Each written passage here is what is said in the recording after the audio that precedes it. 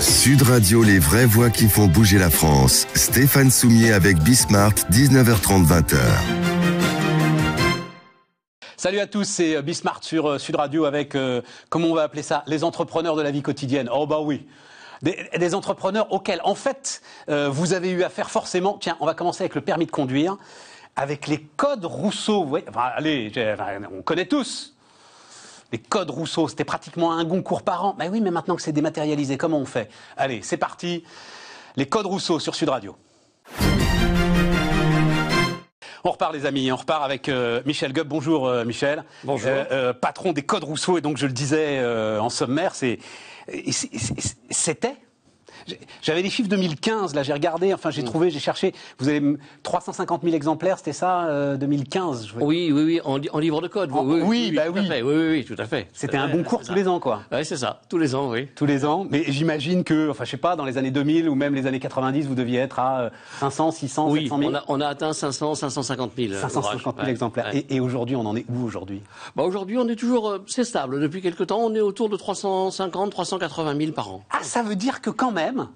parce qu'on va parler évidemment du pivot total, de la mutation que vous faites sur le digital, mais ça veut dire quand même il y a plein de jeunes gens qui pensent que... Que le livre de code, quand même, c'est un petit outil qui est pas si mal. Voilà. Ça alors Oui. Ah, ils le prennent en plus. Parce que l'ensemble de ce que vous offrez maintenant est quand même beaucoup plus efficace. Complètement. Disons que on est en e-learning. Pour vous donner une idée, en e-learning, on est à peu près à 400 000 par an. Donc un peu plus que l'ouvrage. Mais l'e-learning va permettre de préparer son test, de réviser le code, parce qu'il y a quand même des cours de code. Mais je pense que les gens ont besoin d'avoir peut-être un petit bouquin, ou bien nos clients, les auto-écoles, font bien leur boulot. Ah oui, une petite rampe. Une petite rampe. Là, vous êtes là, très détendu, souriant et tout, j'en suis absolument ravi. Mais globalement, on se disait, mais c'est quoi? Mais Code Rousseau, c'est page jaune en fait, c'est Internet pour vous, ça a été un cataclysme, ça a été la chute de la météorite et vous êtes le dinosaure. Eh oui, c'est ça. Mais non, pas du tout. Au fil des années, on a toujours suivi. Vous avez vu le truc évoluer dès le départ en fait. On a commencé avec le print, ensuite on a eu les diapos, puis les CD-ROM, puis les DVD et le e-learning depuis 2009. Les diapos, personne avait. Il n'y a pas un. C'était quoi ça, les diapos? Ça devait être les années 80 même, les diapos. Jusqu'en. Waouh. Ouais, mi-90. Mais il n'y avait pas un particulier qui avait des diapos chez lui. Voilà, c'était dans les auto-écoles. Là, ça ne se passait que dans l'auto-école. Que dans l'auto-école. Évidemment. Oui, alors que le petit bouquin, on l'avait chez soi quand même. Le petit bouquin, on pouvait l'emmener chez soi, oui. Alors, puis on avait on avait des petits cahiers de tests papier quand même. Ouais. Bon. Et donc, vous avez fait cette mutation en toute tranquillité. Au fil des années? Alors, en toute tranquillité, pas tout à fait, mais oui, on l'a faite. On a été pris dans le mouvement, en fait, en quelque sorte. Ça a été tout petit peu difficile au début parce que nos clients n'étaient pas rodés à ce type d'outils. Et on a étoffé considérablement notre service hotline à ce moment-là. Ça alors, vous avez demandé vous avez devancé la demande? On a devancé la demande, bien sûr. Ça a toujours été le cas. On a toujours devancé la demande. Et alors, il y a la hotline, ok, mais il y a aussi l'ensemble des gars qui faisaient le code. Oui. Nos concepteurs, nos auteurs en fait, ce qu'on appelle les concepteurs sont nos auteurs. Vous les appelez des auteurs? Oui, non, on les appelle des concepteurs, rédacteurs pour être précis. Eux, ils n'ont pas changé, ils font toujours leur boulot. Simplement, c'est que avant, derrière eux, il y avait une équipe d'infographistes seulement, et puis après, on allait imprimer. Maintenant, il y a des infographistes et il y a une douzaine de développeurs informatiques. Il y a plus de développeurs informatiques que de concepteurs et d'infographistes. Et qui appartiennent au Code Rousseau ou que vous... Non, au Code Rousseau. On fait tout en interne. Toute la partie conception, développement se fait en interne. On a 32 personnes aujourd'hui en développement. Parce que, et en plus, il y a une certaine logique finalement, même si j'ai l'impression que ça s'est un tout petit peu calmé là, mais c'est vrai qu'on a connu des périodes d'évolution du code de la route. C'est vrai. Qui rendait les choses presque plus simples à suivre sur le digital, non? Pour remettre à niveau. Non, c'était pas. Si. L'avantage, c'est vrai qu'un livre, si jamais on avait le malheur, on a toujours des contacts avec la DSR, la Direction de la Sécurité Routière, pour pouvoir anticiper justement. Regardez l'histoire des 80 km/h. Ah bah oui, voilà. Là, on a 150 000 bouquins qui sont. Voilà. Alors qu'aujourd'hui, un bouquin. Et oui, c'est ça. Les 80 km/h, c'est bah non, finalement, on peut les remettre en circulation. C'est ça. Ouais. Ouais. Bon, alors on va voir là ce sur quoi maintenant vous investissez quand même beaucoup. On va le voir, c'est-à-dire en fait vous prenez le virage du simulateur de conduite total. Absolument. Alors, ça s'appelle Oscar 2, donc on va voir ça. Racontez-moi un petit peu. Alors il faut pas regarder là parce que oui. faut que vous restiez en face du micro. Racontez-moi un petit peu la démarche qui vous a amené à rentrer dans ce qui est presque du hardware. Mais justement, je veux que vous raconter un peu comment vous montez tout ça. Bien, alors déjà, il faut savoir que Claude Rousseau a lancé un premier simulateur en 92, mais c'était très cher, trop tôt. Et donc, ça a été plutôt un échec. Pour les auto-écoles. Pour les auto-écoles. C'était trop cher pour les auto-écoles. Le matériel qui était nécessaire était beaucoup trop lourd. Donc, on a abandonné. Et on est resté assez longtemps sans revenir vers le simulateur. Et puis, au début des années 2010-2012... Donc là, ce qu'on voit là, je le dis, c'est des images de votre simulateur. C'est quand même très, très impressionnant de vérité, quoi. Criant de vérité. Mais on va y aller, justement. Et là, Oscar 2, vous avez la version 2. Mais je vais y revenir. Donc, on a lancé un simulateur qu'on a appelé Oscar, tout simplement, en 2014. Pourquoi ? Parce qu'on s'est dit que, dans l'esprit de l'auto-école, le digital, la simulation, c'est des choses qui pouvaient maintenant être acceptées plus facilement. Et puis également, le simulateur permet de faciliter l'apprentissage au départ, donc permet de se soustraire à ces heures un peu difficiles, les 2, 3, 4, 5 premières heures où il faut apprendre à démarrer, tourner le volant, c'est pas les plus marrantes, surtout dans les grandes villes. Donc on s'est dit il y a probablement un marché porteur. Donc ça c'était déjà une première idée. Deuxième idée, c'est que l'auto-école, vous savez, dans ces 5, 6 dernières années, a perdu un petit peu de sa marge avec l'épreuve théorique qui a considérablement évolué, avec les frais d'inscription qui sont devenus digitaux. Avec les nouvelles formes, il y a une concurrence sur ce secteur passionnant. On va en parler, évidemment. Absolument, il y a cette concurrence qui est arrivée. Et donc, le simulateur est aussi un moyen de se refaire un peu de marge. Pas autant, mais de se refaire un petit peu de marge. Et puis... Parce que l'heure de simulateur coûte moins cher que l'heure de conduite, généralement, mais elle marge quand même un peu plus. Ah bah oui, pour vous n'avez pas de véhicule, vous n'avez pas de moniteur, vous n'avez pas de... Oui, mais ça il faut pas le dire, Michel, parce que si vous le dites, les clients vont plus vouloir payer. Ils vont retourner vers leur auto-école en disant, dites donc, vous margez comme des malades là-dessus, ça va pas du tout. La machine n'est pas gratuite, quand même. La machine n'est pas gratuite. La machine n'est pas gratuite, et tous les 4 ans, il faut la changer. C'est un matériel qu'on renouvelle quand même, qu'on renouvelle. Et donc, ça permet aussi de pallier actuellement à la pénurie de moniteurs. Il y a un manque de moniteurs auto-école sur le marché. Et donc, le simulateur, pour une auto-école qui a 4-5 salariés, un simulateur, ça remplace un salarié pour faire ces fameuses 3, 4, 5 premières heures. Et il y a, alors, j'ai pas bien suivi, j'ai regardé, puis c'est un peu complexe. Donc, il y a une évolution de la législation qui autorise aujourd'hui, en fait, à prendre en compte des heures de simulation. Expliquez-moi ça. Eh bien, écoutez, jusqu'à il y a 3-4 ans, l'État autorisait de faire 5 heures de simulateur sur les 20 heures obligatoires. Voilà. Et on est passé à 10 heures. C'est ça. Voilà, 10 heures maintenant. L'idée est toujours pareille. L'idée du gouvernement, c'est un permis moins cher et plus facile d'accès. Voilà, donc pousser vers le simulateur qui permet de faire des heures moins chères, pousser vers la boîte automatique également, ça va être l'avenir, ça aussi. En boîte auto, vous faites 10-12 heures de moins de formation. Ah bah oui, quand il n'y a pas... mais pas sur les 20 heures légales. Ah non. Non, c'est ça. Les 20 heures légales, en fait, seuls ceux qui savent conduire font 20 heures. On en fait combien en moyenne, c'est combien ? 32 en France. 32 en moyenne 32 en France pour avoir son permis. Ouais, d'accord. 32 heures. Et alors, ça... Parce que là, c'est plus vos développeurs maison, parce que ça, c'est du jeu vidéo haute définition. Enfin, c'est assez exceptionnel quand même. Oui, tout à fait. Surtout le modèle Oscar 2 là qu'on a fait évoluer avec le grand écran, etc. Non, on a travaillé avec la société Acreos, qui est une société spécialisée dans le développement de simulateurs. Ils sont basés à Metz, dans l'Est. Et cette société, jusqu'à maintenant, avait travaillé sur des simulateurs travaux publics. Donc les chariots élévateurs, les grues, les ponts roulants, enfin des choses très professionnelles. Et puis, on les a amenés en discussion avec eux, à nous développer une voiture, un simulateur de voiture. Il y a également un simulateur poids lourd qui a été développé aussi en même temps. Donc, on a fait appel à cette société qui est vraiment, c'est leur métier. Et puis nous, on a amené nos concepteurs, nos fameux concepteurs-rédacteurs. C'est eux qui ont fait le programme, c'est eux qui ont développé le contenu, parce que c'est des spécialistes de la conduite, c'est eux qui ont mis en place la pédagogie qui va bien. Alors attendez, encore une question sur le simulateur, parce que alors là on le voit, il y a quand même du hardware aussi, enfin c'est-à-dire c'est un sacré équipement là. Oui. Donc ça vous allez le chercher chez les fabricants de. Oui, tout à fait. C'est toujours la société Acreos qui a fait, mais qui a été voir. Je crois qu'il n'y a pas de secret. C'est Fanatec par exemple pour les volants, pour les pédales. C'est une société qui. Donc on vous l'a conçu sur mesure pour les codes Rousseau, ça devient un outil industriel. Complètement. Non, Complètement. C'est passionnant, Michel, quand même. Oui, c'est très intéressant. Et donc, il y a toute une filière là finalement qui, parce que, enfin, il y a combien de candidats par an au code de la route 1 million à peu près. 1 million de candidats par an. À peu près 1 million. Donc on se rend compte que si un outil comme ça se développe, enfin, là on est sur quelque chose d'intéressant quand même en termes d'industrialisation.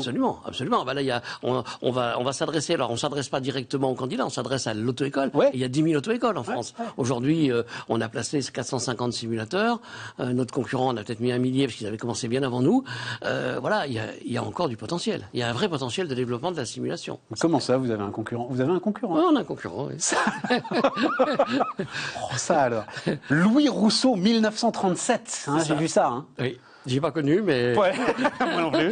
Première méthode pour apprendre à conduire. Il y a un savoir-faire, il y a une expertise dans l'apprentissage de la conduite, quand vous dites pour vos auteurs, vos concepteurs. Oui, je pense.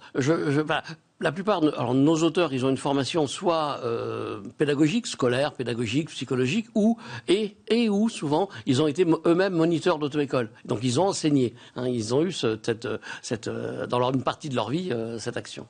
Et alors juste pour terminer, les nouvelles formes d'auto-école, les ornicars, permis libre, etc., qui se développent partout.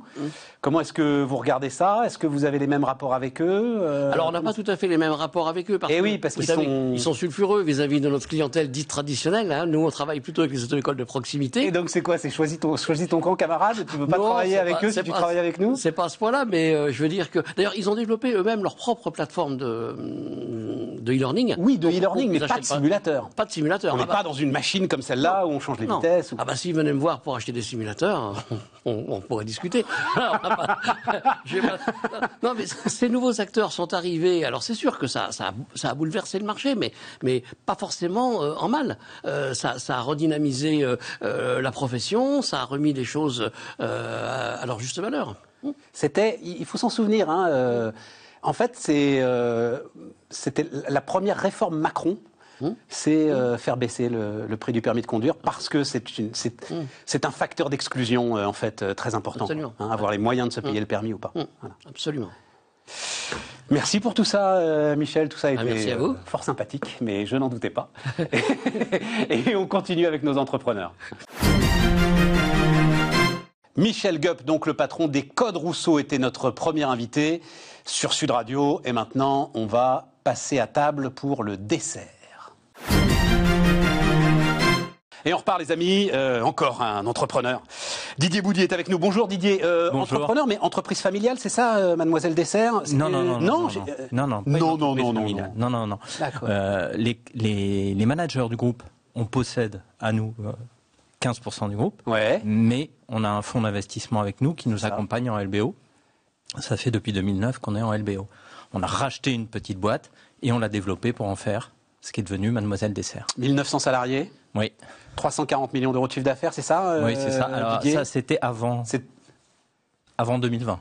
En 2010. Alors non, mais on va y aller. On finit de présenter le truc parce qu'en fait, ça fait partie de ces marques industrielles qui sont en B2B que personne ne connaît, mais que quasiment personne. Combien de millions de Français dégustent tous les jours, tout le monde en mange. Si vous allez faire vos courses chez Carrefour, Auchan, Casino, tous, je peux pas tous les citer, mais on y est si vous allez chez la à travers des marques distributeurs ou à travers aussi des marques commerciales qu'on peut connaître? Alors non, les marques commerciales, vous les connaissez pas, on n'en a pas. Non, c'est des marques distributeurs. On essaie, mais sans grand succès pour l'instant.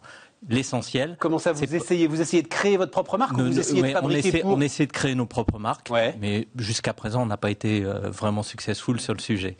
Mais par contre, on développe des produits qui sont les nôtres, ouais. Nos recettes, nos idées, qu'on va proposer à nos clients et on leur adapte le produit pour leur faire quelque chose de spécifique. Mais c'est à la base quand même notre création. C'est de la pâtisserie, hein? Oui, c'est que de la pâtisserie. C'est que de la pâtisserie surgelée? 100% surgelée. Alors, mais j'ai quand même une question. Il y a Picard dans vos clients? Oui, bien sûr. Ah oui. Ah oui, bien sûr. Si vous faites de la pâtisserie surgelée, et que vous avez pas Picard, il vous manque quelque chose. Non, mais les marques distributeurs de la grande distribution, j'imagine, c'est massif quand même. Oui, mais alors, précision. Picard, ils vendent surgelé aux consommateurs. Ouais. Nous, l'essentiel de notre business, hors Picard donc, nos produits sont remis en œuvre en magasin et vendus frais aux consommateurs. C'est-à-dire qu'on va vendre des fonds de tarte, du feuilletage, qui vont être cuits sur place, dans le magasin. Les pâtissiers, dans les rayons boulangerie, viennoiserie, pâtisserie, vont élaborer des produits, s'en servent, et ça va être vendu frais. Et là, les amis, on touche à des petits secrets de fabrication quand même. Alors, je parle sous votre contrôle, mais alors je ne sais pas si... mais il semble qu'une génoise, par exemple, ce soit quelque chose quand même... Il faut des conditions, il faut notamment un four à température constante. Enfin, c'est assez complexe. Ouais, c'est super et que les plus grands des pâtissiers, en fait, achètent beaucoup de leurs génoises. Ils ne la font pas eux-mêmes. Vrai ou faux? Alors, il n'y a pas que la génoise. Non, mais ouais, c'est ça. Vous avez plein de produits comme ça qui sont extrêmement difficiles. Le pire, je pense, c'est pas la génoise. Le pire, ça va être le feuilletage. Faire un bon feuilletage, bien régulier. Il vous faut des conditions très particulières. Il vous faut du temps, parce que ça doit reposer. À chaque fois qu'on tourne, on repose pour laisser la pâte se relaxer. C'est consommateur de temps, d'énergie, de main-d'œuvre. Et on a réussi, en industrie, à faire des feuilletages fantastiques. On ne voit pas la différence. Et c'est vrai qu'on livre de très grands noms avec notre feuilletage. Bon, c'est génial. Mais voilà. Mais vous n'avez pas un peu... Non, mais il n'y a pas un peu un... J'aimerais bien que ce soit écrit quelque part que... Écoutez, on en vit bien, on en est très fiers, on a un super retour de nos clients. Pour vivre, revivre en cachet? Ouais, je sais pas, il pourrait y avoir. Ça a été notre devise longtemps et puis un peu moins aujourd'hui. Bah, heureusement, vous êtes là, voilà, je suis ravi d'ailleurs. Voilà. Mais oui, on prend du plaisir à faire ce qu'on fait, on le fait très bien et on remplace pas, on accompagne, on aide. C'est-à-dire que vous voulez faire un fantastique millefeuille, vous avez besoin d'un feuilletage régulier. C'est très compliqué, il vous faut des conditions de mise en œuvre très pénibles. Ok, je l'achète. Il n'en demeure pas moins que c'est moi qui vais le cuire. Réussir la cuisson du feuilletage, c'est important. Je vais faire ma crème pâte, je vais monter mon millefeuille, je vais le découper, je vais le décorer, je vais y mettre ma touche. Nous, on accompagne.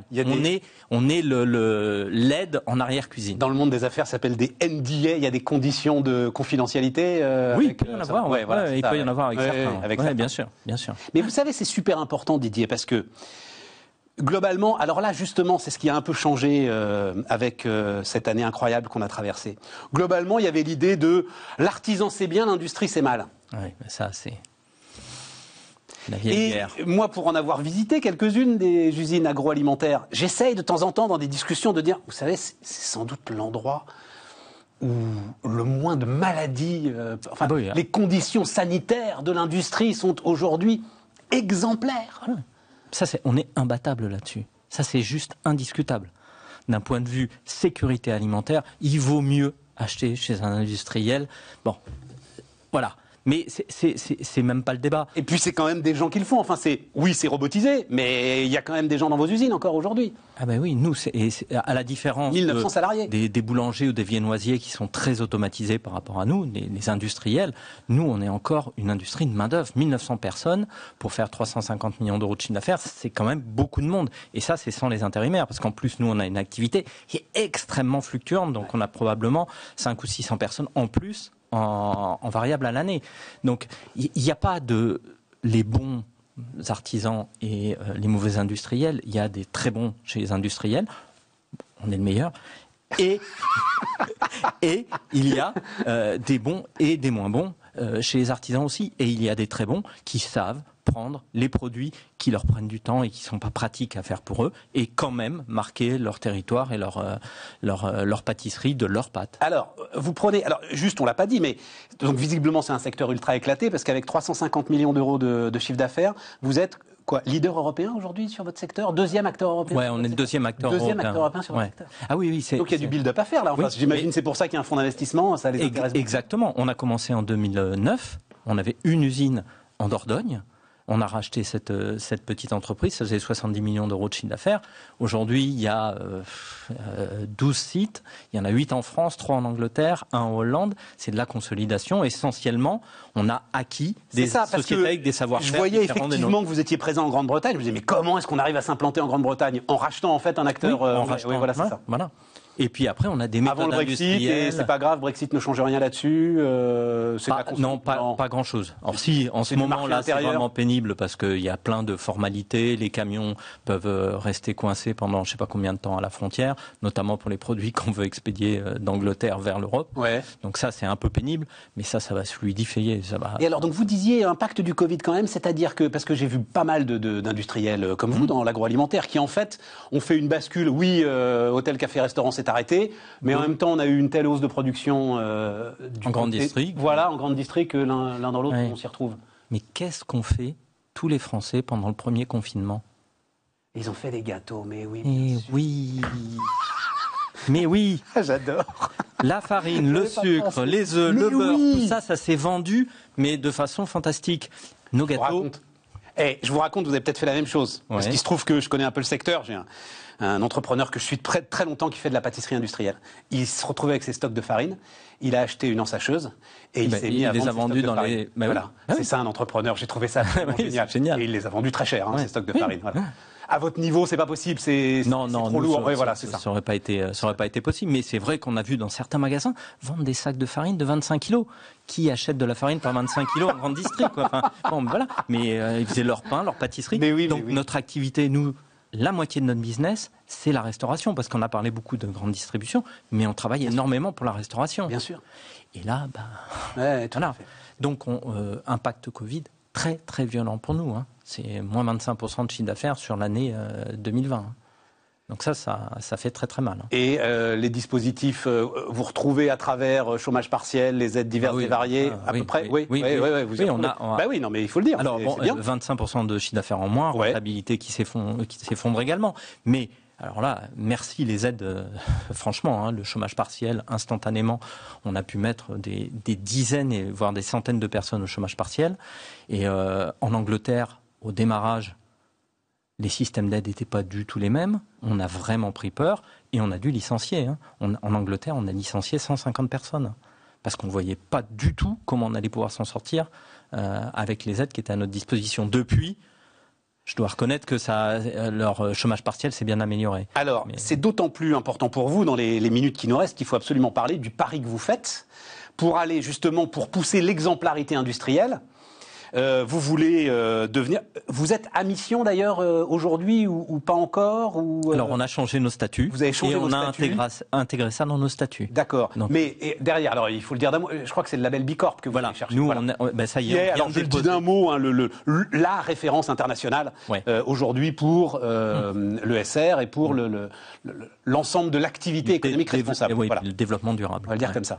Oui, et nous, on a fait le pari, mais ça, il remonte à même avant qu'on démarre le LBO, parce que j'étais employé dans la boîte que j'ai rachetée. Ça a été historique chez Mademoiselle Destin. Ah oui, depuis 2007. Depuis 2007, on s'est dit, il faut... En mode Yves Rocher, quoi, finalement. Voilà, il faut qu'on travaille dans un mode développement durable. Le résultat compte autant que la façon de le délivrer. Ça nous a toujours guidés. Mais alors, c'est un défi considérable quand même quand on fait votre métier. Oui. Parce que ça veut dire, sur les produits... Oui, mais c'est sur les produits, le personnel, le nombre de personnes que l'on emploie, beaucoup de tâches répétitives. Nous, notre priorité numéro 1 dans l'entreprise, c'est santé, sécurité.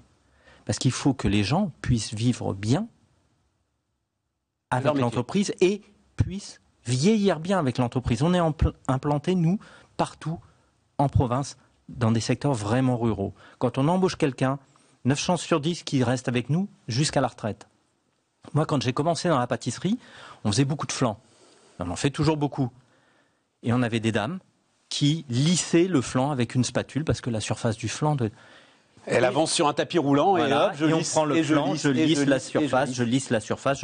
Et là encore, vous avez, j'imagine, des fonds de tarte et boum, le truc qui tombe dedans, le fond de tarte, le truc qui tombe dedans, et on lisse.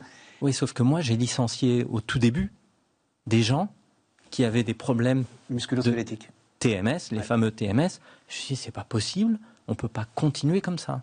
Donc, on a trouvé des solutions. Aujourd'hui, le lissage du flanc, c'est totalement automatisé. Il n'y a plus du tout d'intervention humaine. Et on n'a jamais... Oui, mais vous avez récupéré les gens pour faire autre chose. Oui, mais bien sûr. Oui, voilà, c'est ça. Tout notre développement, constant. Exactement. Ouais. Et tout notre développement de toute l'automatisation qu'on a mis partout dans nos usines, et Dieu sait que les robots ont fleuri en 20 ans, Ça s'est fait sans jamais sortir une personne because robot. Jamais. Mais on l'a fait. Mais on ne peut le faire que sur certaines Mais derrière, tâches. est-ce que... Alors, ok, ça c'est dit. Et derrière, il nous reste 2 minutes, mon Dieu. Est-ce que Bicorp et les efforts impliquent aussi, j'en sais rien moi, de mettre moins de sucre dans vos préparations? Bien sûr, ça c'est un enjeu, mais qui est là au quotidien. On fait plein d'échantillonnage en ce moment de produits pour des clients grande distribution ou autres d'ailleurs, qui veulent les mêmes produits, désucrés, comment on travaille. Et à un moment, ça a été sortir l'huile de palme aussi, par exemple, j'imagine, des choses comme ça. Alors nous, on n'a jamais été trop là-dedans. D'accord. On a préféré travailler. Du chocolat, c'est le problème du chocolat, l'huile de palme. Oui. Ouais, non, on en utilise aussi. On fait des beignets qu'on frit dans l'huile de palme. Mais on n'a jamais été capable de faire un aussi bon beignet avec une autre huile. Voilà, c'est ça. Ça, c'est un autre problème. Donc à un moment, le choix, quand il faut arbitrer une décision comme celle-là, il faut qu'il y ait un équivalent qui soit aussi efficace pour vous. Bah oui. Ah bah oui. Mais par contre, quand on fait le choix de l'huile de palme, c'est forcément une huile de palme ségrégée et tout ce qui va bien. Durable, responsable, identifié, tracé. Voilà, sans aucune dérogation là-dessus.